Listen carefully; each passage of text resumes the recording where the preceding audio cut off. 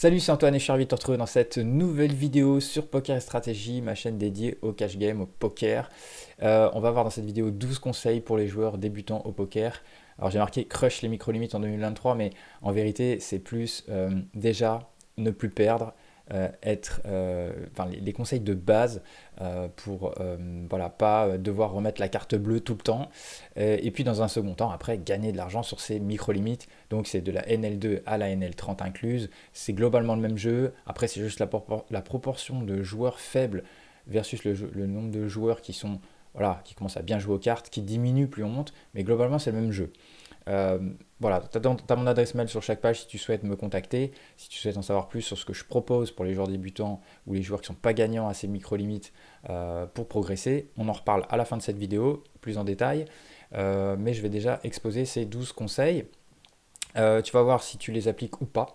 Alors, c'est des conseils de bon sens, faciles, mais pour autant, la plupart des joueurs en micro-limite ne le font pas, ou pas complètement. Alors, ça veut dire qu'ils sont peut-être simples à expliquer, ils sont peut-être de bon sens, mais ils sont pas si simples à appliquer finalement. Il y a une petite barrière mentale ou psychologique qui peut empêcher de le faire, et c'est ce qui peut faire perdre de l'argent. Allez, c'est parti, on attaque. Soyez au bon endroit pour jouer. Alors, ça veut dire quoi? Ça veut dire jouer une limite combat. Alors, si on débute au poker, effectivement, on va commencer par la plus petite limite, NL2. Il n'y a pas de table de cash game inférieure à 2 euros. Donc, euh, maintenant, si on a déjà joué et qu'on a un volume suffisant pour être sûr qu'on bat une limite, genre NL5, joue NL5. Après, évidemment, on va parler plus tard, on fait des shots à la limite au-dessus, mais dans un premier temps, c'est de jouer la limite qu'on bat. Et si on ne bat aucune limite, on joue la NL2. Ça sert à rien d'aller en L10. C'est plus dur. Ok. Euh, Privilégier des tables classiques au format Zoom, GoFast, Spot Poker en fonction de la room où tu joues, ça s'appelle différemment. C'est des tables où à chaque fois que tu cliques, tu jettes une main, bim, tu as une nouvelle table, tu démarres une nouvelle main tout de suite avec des nouveaux joueurs. C'est un format qui va très vite, c'est pratique pour les joueurs récréatifs, les gens qui travaillent et puis qui jouent au poker en dehors de leur travail, comme une passion. Voilà, on s'assoit, on n'a pas à réfléchir, la table démarre et on joue. Et puis ça va assez vite, on fait un volume de main sans forcément avoir plein de tables partout. C'est génial. Le problème de ça, c'est que ces tables-là on perd en win rate, tous les joueurs, hein. Globalement, à part si on est très très bon, mais on perd en win rate, c'est-à-dire en rentabilité sur chaque main, parce que on ne sait pas qui est en tilt, par exemple, puisqu'on change de table à chaque fois. On ne sait pas qui fait quoi, quel style de jeu chacun joue. Bien souvent, enfin là sur la GoFast de Winamax, moi personnellement j'ai pas de tracker, Poker Tracker 4 ne fonctionne pas, donc j'ai pas trop le style de joueur de chaque joueur, donc faut pastiller, faut prendre des notes, et c'est que à bout d'un moment qu'on commence à voir qui fait quoi. Mais les nouveaux joueurs qu'on connaît pas, ben on sait pas. Alors quand on est une table classique, si quelqu'un est en tilt, on le voit. Il vient de perdre un gros coup, il fait all-in toutes les mains, on le sait. Donc on adapte. Ça fait une demi-heure qu'on joue ensemble, une heure, et puis ou alors voir ça fait plusieurs jours qu'on se croise. Mon tracker accumule des données et je commence à savoir qui joue trop serré, qui joue trop loose, qui est agressif, qui est passif. Du coup, je m'adapte. Donc ça, on n'a pas trop, ou beaucoup moins, en format Zoom, Poké, GoFast et tout ça. Aussi, on ne peut pas choisir notre place à chaque table, à chaque main, on change de table et de place. Et nos adversaires changent. Ce qui fait que moi, sur une table classique, si je mets le récréatif faible à ma droite, il va rester là. Tant qu'il va rester là, il sera à ma droite et je vais jouer quasiment tous les coups en position sur lui. Ce qui est un énorme avantage au poker. Donc tant qu'il est là, j'ai de grandes chances de lui prendre son argent. Si je suis à une table, encore mieux. Donc choisissez les bonnes tables avec plusieurs joueurs récréatifs faibles présents sur celle-ci. Hein. En micro-limite, on arrive facilement à avoir des tables avec 2, 3 ou quasiment totalement. Moi, des fois, je suis en L30, je suis tout seul et on sait donc des 5 max sur Winamax. Il y a 4 joueurs récréatifs, pas KV max avec moi. Je suis tout seul. Et en NL20, il y a tous les réguliers moyens là qui s'affrontent tous entre eux sur les mêmes tables. C'est nul. Voilà, donc juste pour dire que la plupart des joueurs, ils s'assoient, ils montent des tables, même des joueurs réguliers, et ils bougent plus de là. Il faut toujours switcher sur le lobby, aller voir. Oui, c'est un exercice en même temps qu'on joue. Il faut aller chercher, voir s'il n'y a pas une meilleure table. Si on a un client là qu'on voit qu'il est en tilt, il change de table, ben je change de table, je le suis. Je le laisse pas partir. Des fois, quand on peut se permettre de monter de limite, qu'on joue plusieurs limites, moi ça m'arrive de suivre un récréatif qui monte comme ça de limite parce qu'il est en train de perdre, il va à la limite au-dessus et moi je la joue aussi, donc j'y vais, je le suis. C'est ultra rentable. Donc choisir la bonne limite, une limite combat, de façon certaine à long terme. Euh, Si c'est la première limite, on joue la NL2. Privilégier des tables classiques au format zoom, c'est beaucoup mieux. Maintenant, tu peux de temps en temps faire un peu de volume sur de la zoom si tu veux, mais l'essentiel de ton grind doit se faire sur des tables classiques, c'est essentiel. Parce que si, admettons, tu gagnes 2 BB100 sur la zoom, t'es perdant ou break-even sur la. Pardon. Si gagnes 2 BB100 ou 2 BB,5 big blind toutes les 100 mains en moyenne sur une table classique, tu vas être break-even, donc c'est-à-dire à zéro, voire négatif sur un format zoom, c'est sûr. Parce qu'on perd à peu près 2-3 BB100 facilement entre ces deux formats. Choisissez, alors en plus, je vais juste donner un autre petit truc, c'est que GoFast sur Winamax avec le format Hold Up maintenant augmente la variance. Ok, ils prennent plus de rec, donc c'est compliqué tous les autres spots où il n'y a pas de prime. Pour être bien EV+, il y a des mains qu'il ne faudrait pas jouer. Il faudrait encore plus 3 bêtes, 4 bêtes pré-flop plutôt que d'aller voir des flops.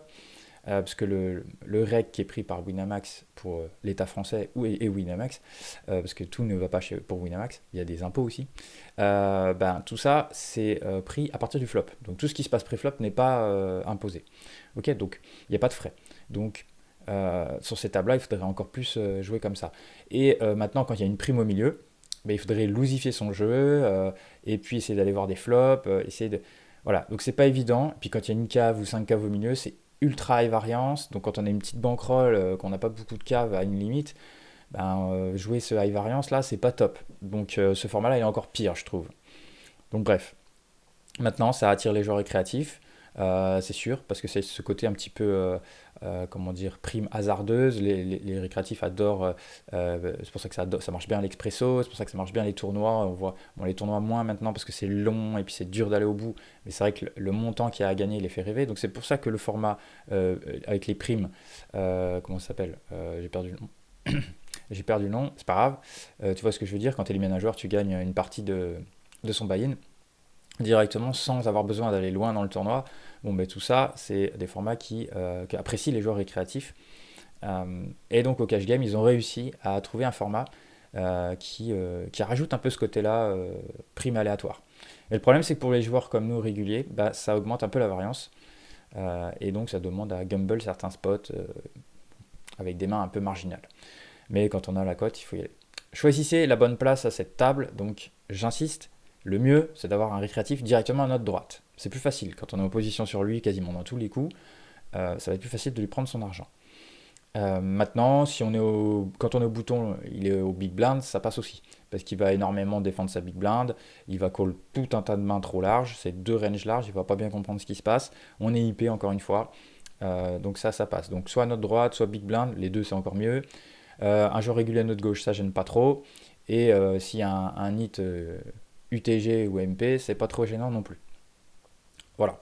Il faut savoir que les joueurs NIT, donc c'est-à-dire les joueurs très serrés, ils augmentent pas la rentabilité d'une table, mais voilà, ils la diminuent pas non plus. On prend l'argent pré-flop essentiellement sur eux. On fait très attention post-flop parce que comme ils jouent très serré, ils ont souvent des mains assez fortes. Puis d'ailleurs, ils savent souvent ne pas les lâcher. Ils ne savent pas les lâcher. Donc quand on fait un brelan face à un NIT, souvent, s'il a paire d'as, il va tout nous donner. Gestion de bankroll définie à l'avance pour le deuxième conseil que je pourrais te donner. C'est de bien avoir une gestion de bankroll définie à l'avance et de la respecter. Alors, c'est quoi? C'est pas forcément un truc chiant, la gestion de bankroll, c'est juste de la survie à long terme, c'est mathématique. Je ne vais pas revenir là-dessus dans cette vidéo, j'en ai déjà fait d'autres.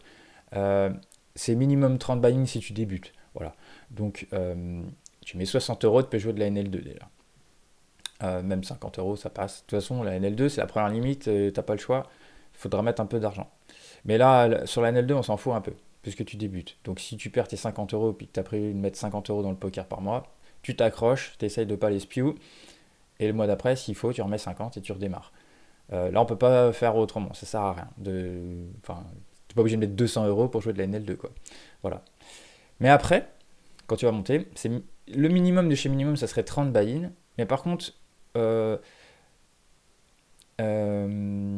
comment dire, je le dis après, c'est pour ça que je bug. Je sais plus, je croyais que je l'avais mis après.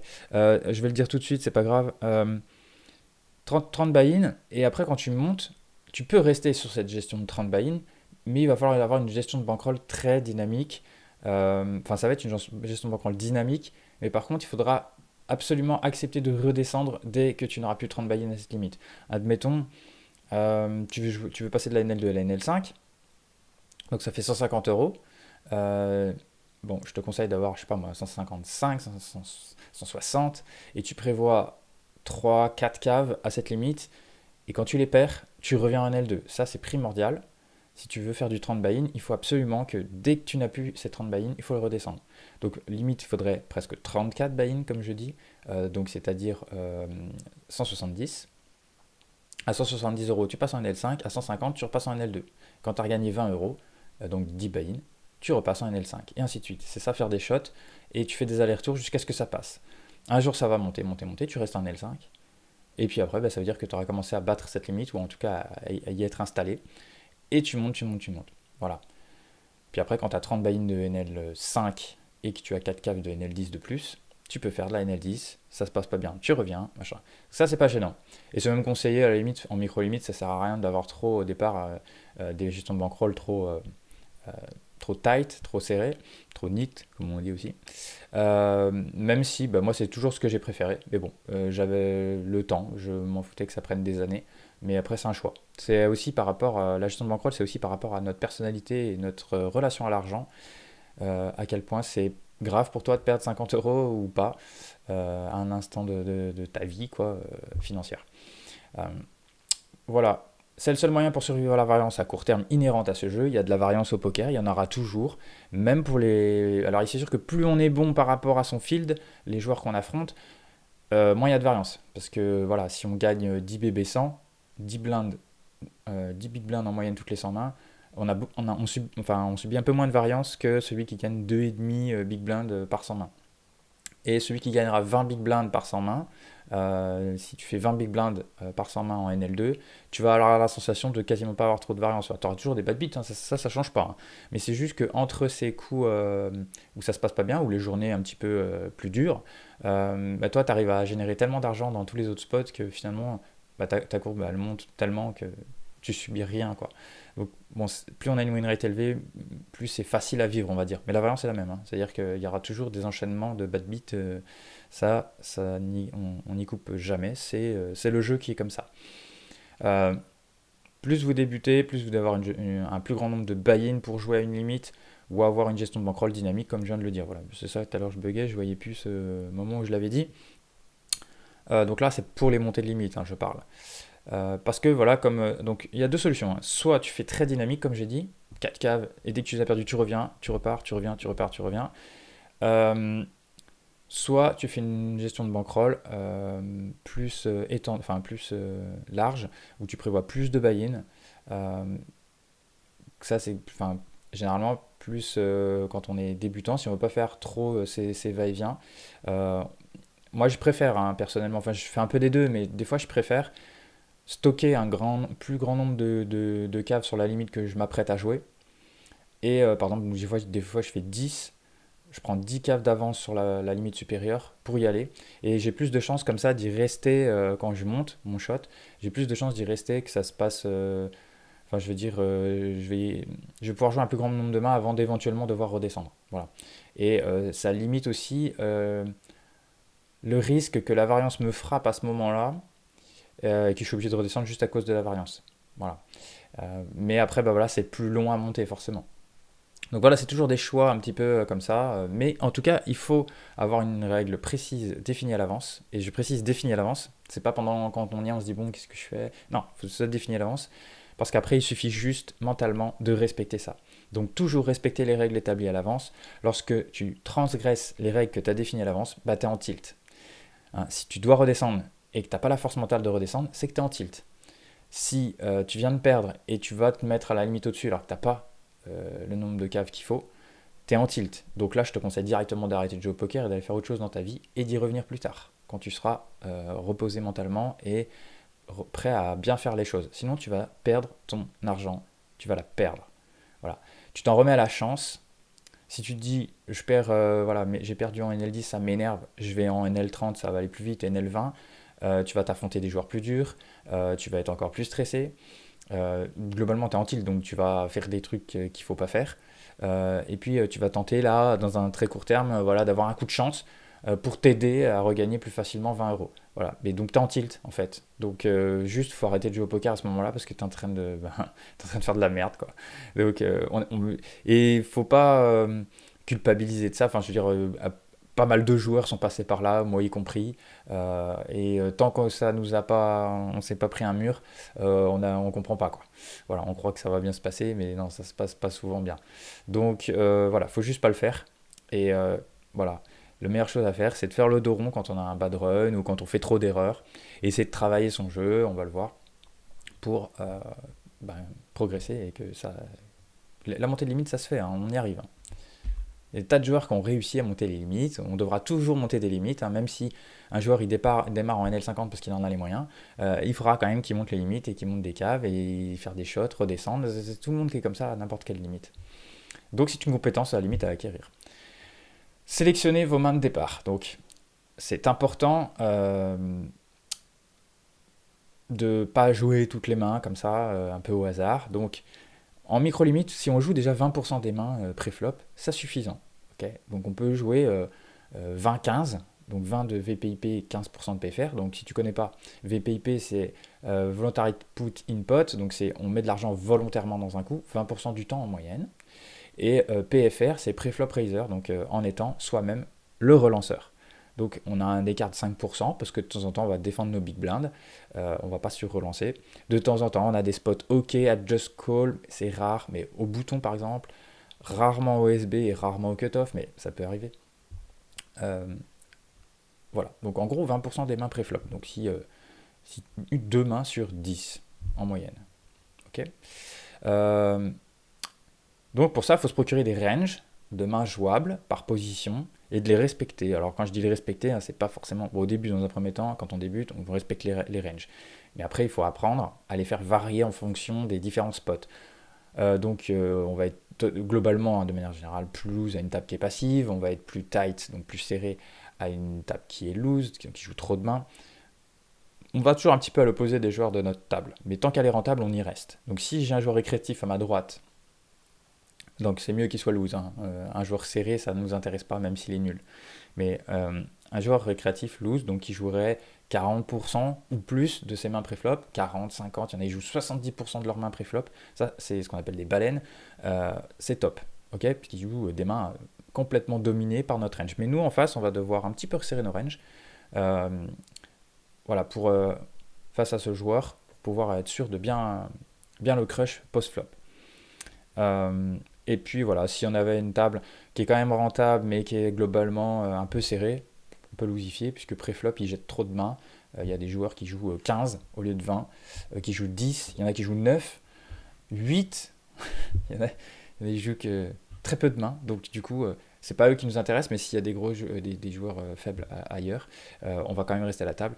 Et puis donc sur ces tables-là, il va falloir que nous on open beaucoup plus puisqu'on va voler leurs blindes plus facilement. Donc notamment, par exemple, on a des joueurs récréatifs qui jouent 40% à notre droite, mais à gauche, on a 2 nits en blinde, c'est pas très gênant, puisqu'on va pouvoir voler les blindes très facilement, et là, il faut ouvrir 50-60% de ses mains préflop, voire 100% dans ces spots-là. Mais on reste à la table parce que quand le récréatif ne jette pas sa main préflop, on peut jouer des super coups contre lui. Voilà, en gros, ça serait ça. Respecter les squeezes. Alors, si tu ne sais pas ce que c'est qu'un squeeze, c'est un 3 bet. Donc, je répète aussi pour les joueurs débutants, 3 bet, ça ne veut pas dire x3. 3 bêtes pré-flop, c'est en fait la big blind, elle compte pour le premier bet. Si quelqu'un relance, je sais pas, 2 bébés, 2 big blind, c'est le deuxième bet. On appelle ça le 2 bet. Et nous, si on sur-relance derrière, on fait un 3 bet. Mais peu importe si on fait x3, x4, x3,5, on s'en fout. C'est juste que nous, on fait la troisième mise pré-flop. Donc, c'est ça le 3 bet. Mais quand on le fait, alors qu'il y a déjà 2 joueurs dans un coup, donc quelqu'un a relancé 2 big blind, quelqu'un a call, et nous, on vient 3 bet là-dedans, dans 2 joueurs, ça s'appelle un squeeze. Et il y a aussi les 4 bêtes, hein, donc les joueurs qui vont soit called 4 bêtes, c'est-à-dire qu'ils n'étaient pas encore dans le coup. Moi j'ai fait un 3 bêtes et 4 bêtes. Ou alors moi j'ai 3 bêtes, un joueur qui est ouvert, et lui, quand ça revient à lui, il me 4 bêtes. Bon, les squeeze et les 4 bêtes en micro-limite, c'est la plupart du temps strong. C'est des mains très fortes, donc il faut les respecter. Ne t'embarque pas là-dedans avec des mains un peu bancales. Voilà. Soit tu as une bonne cote, tu vas chercher un brelan, donc ça c'est plus dans un squeeze, hein, pas un 4 bet. Hein. Mais dans un squeeze, tu as une main à faire un brelan, il y a 2 joueurs, tu t'en fous, parce que quand tu vas faire brelan, ce sera une main plus facile à jouer, tu as plus de chances de prendre un gros pot, donc là c'est pas gênant. Mais il faut éviter de call des connecteurs suités, des machins, des as dominés, des trucs comme ça qui peuvent te faire perdre un gros pot. Voilà, il faut être bien sélectif là-dedans, faire bien attention. Globalement, quand un joueur 4 bet préflop, c'est mieux de 5 bet all-in ou de fold. Euh, Pareil, sur les 5 bet all-in préflop, ça dépend contre qui on est, contre quel type de stack, donc je vais rien dire. Mais globalement, chez les joueurs réguliers, c'est des mains, c'est le top des mains préflop. C'est généralement dame-dame plus as-roi. Hein, donc voilà. Toi-même, ne pars pas trop à tapis sans roi-roi et as-as la plupart du temps contre ces joueurs-là. Maintenant, contre tous les joueurs récréatifs, ça dépend. Hein. S'il a 20 blindes, qui fait all-in toutes les mains, c'est pas pareil. Il y a tout, et là, après, il faut naviguer, et ça s'apprend. Ok, sélectionnez ses mains de départ. 4. Investissez dans les logiciels indispensables. Le poker, c'est un jeu gratuit. Tu arrives, tu ouvres un compte sur une room, c'est gratuit, tu as accès au jeu, tu peux jouer. La plupart des jeux vidéo, ça te demande d'acheter une console hyper chère. Et des jeux, après, bah aujourd'hui, je sais même pas comment ça coûte un jeu, mais c'est peut-être 60 euros ou plus, j'en sais rien. Mais voilà, ça, c'est payant, quoi. Ça coûte une tonne. La console, je sais pas combien c'est aujourd'hui les consoles, mais c'est ultra cher. Donc, le poker, c'est gratuit. Donc, si tu as vraiment envie de gagner de l'argent au poker, ou en tout cas pas en perdre, bah, commence par acheter un tracker. Euh, Là, j'ai mis Poker Tracker 4 ou HM3. Moi, personnellement, c'est Poker Tracker 4. Il y en a d'autres. Alors, il y a les licences Xister, mais personnellement, je déteste ce logiciel. Parce que la plupart des joueurs qui l'ont et que j'accompagne, ils savent même pas l'utiliser. Alors, moi il m'intéresse pas du tout en plus, parce que c'est mal fait, je trouve. Enfin, il y a des trucs qui sont inutiles, d'autres qui sont utiles, mais ils sont pas là. Et la plupart des joueurs, ils savent pas l'utiliser. Et quand je leur demande, bah vas-y, montre-moi ça, ils savent pas faire. Donc, Poker Tracker 4, il a quand même le mérite d'être simple d'utilisation. Ok, c'est en anglais, mais c'est pas compliqué. Et puis il y a toujours de l'aide sur, on tape sur Google quand on cherche un truc, on peut trouver nos réponses. HM3, si ma mémoire est bonne, je suis pas sûr mais, de ce que je vais dire, mais je crois que les mises à jour sont payantes. Et puis bon, c'est un peu différent. Moi j'aimais bien HM2, mais maintenant je suis Poker Tracker 4 convaincu. Il y a l'essentiel de ce qu'on a besoin, c'est clair, ça fonctionne bien, et on le paye une fois et on l'a à vie. Et c'est 60 euros, quoi. Donc 60 euros, c'est le prix d'un jeu, quoi. Donc tu le payes une fois, tu l'as, et voilà, tu vas pouvoir travailler sur ton jeu et comprendre ce que tu fais de mal ou de bien, et comprendre les autres aussi. Donc, ayez un logiciel pour calculer les équités et travailler vos mains en dehors des tables afin de progresser. Style Equilab qui est gratuit, puis moi je préfère Flopzilla Pro qui est payant, mais c'est 20 euros. Et encore une fois, tu payes une fois, tu l'as à vie. Et c'est un peu plus facile pour manipuler les ranges, pour travailler. C'est plus facile juste que Equilab. Donc personnellement, je suis plus convaincu par celui-là. Donc voilà, donc 60 et 20, ça fait 80. 80 euros, voilà. Si le premier mois tu mets 50 euros pour jouer au poker, tu joues. Le deuxième mois, t'as pas perdu ton argent, bah, tu t'achètes Flopzilla ou Poker Tracker 4 par exemple en premier, et puis le mois d'après, tu prends 20 euros et tu mets ta Flopzilla. En 3 mois, tu as démarré une bankroll, tu as un tracker, et au pire, hein, si tu vraiment t'as pas les moyens, quoi. Bon, c'est-à-dire c'est faisable, quoi. Donc voilà. Et ça va vraiment te permettre de progresser, on va le voir. Alors, jouer agressivement post-flop. Ah, tu dois aujourd'hui, en 2023, très souvent en micro-limite, te rapprocher de 75% de ces bêtes au flop. Donc tu as misé pré-flop, le flop arrive, un joueur t'a call, et tu continues de miser au flop. Ça s'appelle un continuation bet. Ça doit arriver à 75% environ du temps. Je vois plein de joueurs qui sont à 50, 60, c'est pas assez. 75. Alors maintenant, ça demande aussi de savoir jouer les turns et les rivers, certes. Ça demande aussi d'utiliser bon sizing. Ça demande de plus le faire. Je te conseille de le faire plus en position que hors de position. Mais voilà. Parce que les joueurs, en fait, en micro-limite, ils défendent pas autant qu'ils devraient versus les petits sizing notamment. Aussi, je ne l'ai pas précisé, mais on va le voir après, mais pour toi. Mais en tout cas, les joueurs, ils ne checkerissent pas assez les petits sizing. Ou quand ils sont en position sur toi, ils vont pas suffisamment te raise ton c-bet. Donc ça aussi, quand ça arrive, fais attention. Généralement, les joueurs, ils ont soit une main très forte, soit une main avec un gros tirage, avec deux overcards, trucs comme ça. Ça, c'est ce que les joueurs, quasiment tous, ils font. Donc voilà, c'est globalement, quand un joueur, il checkerait 5%, c'est qu'en général, soit il a une grosse main quand il le fait, soit il a un gros tirage avec deux overcards. Donc beaucoup d'équité, en gros c'est un coin flip très souvent. Donc il n'a pas peur de tout mettre, même au flop.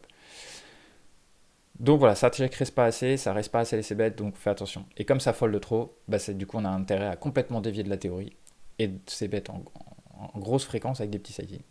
Donc toi, en l'occurrence, en contrepartie, je t'invite à check raise ou à relancer environ 15% du temps les c-bets adverses, petit sizing, et quand tu as un adversaire qui c-bet à haute fréquence. Donc pour ça, il te faut un tracker, comme on vient de le voir. C'est le tracker avec le HUD, le petit HUD qui s'affiche au-dessus de chaque joueur, où tu peux mettre quelques statistiques qui vont te permettre de savoir qui fait quoi.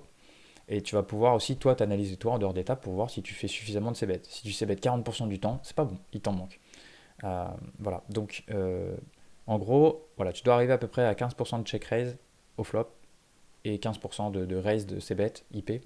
Quand tu es IP, les check raise c'est quand tu es hors de position sur ton adversaire. Raise du c-bet c'est quand tu es IP.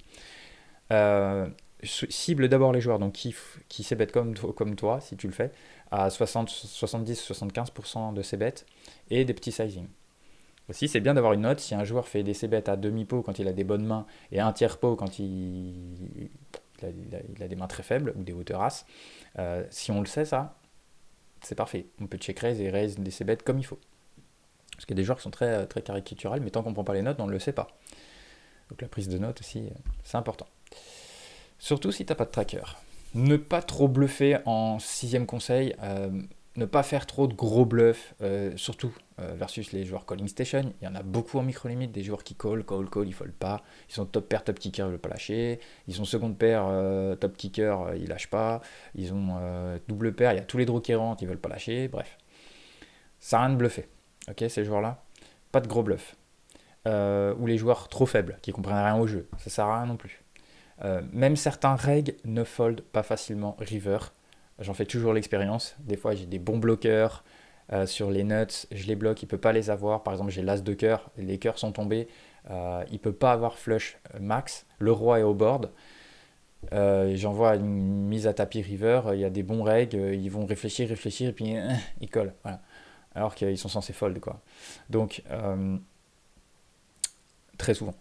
Voilà, donc il y en a, ils n'ont pas la force, donc on prend la note et on arrête de faire ça contre eux. Par contre, le jour où on a flush max ou full ou carré, on met all-in, hein, puisqu'ils savent pas folder les jeux moyens. Par contre, on va privilégier des petits bluffs. Ça veut pas dire qu'on bluffe jamais, ça veut dire qu'on fait des petits bluffs à fréquence régulière, voire très régulière. Mais dans tous les petits spots, on peut arracher les pots limpés, les pots multi on arrive, ça check, bon c'est bon, on peut essayer de prendre le coup.